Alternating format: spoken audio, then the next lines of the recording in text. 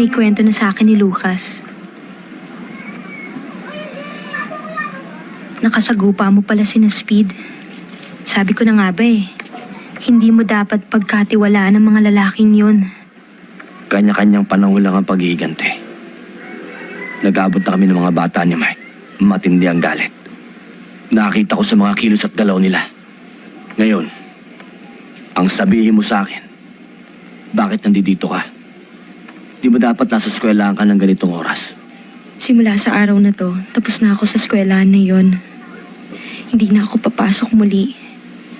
Expelled na ako. Gigi, alam na nila kung anong trabaho ko. Huwag mo silang tindihin.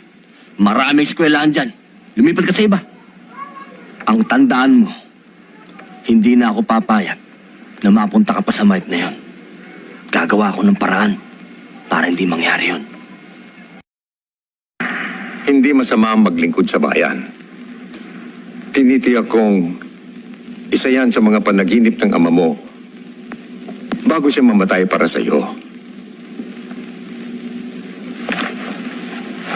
Ang magiging problema mo lamang dyan ay ang kasalukuyang takbo ng panahon, lalo na dito sa ating bayan.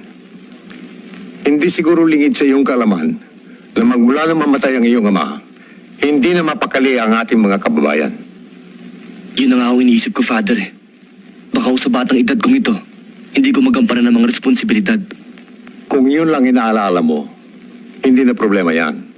Pagtutulungan na yan ng ibang tagapagtaguyod ng bayan na mapagkakatiwalaan mo.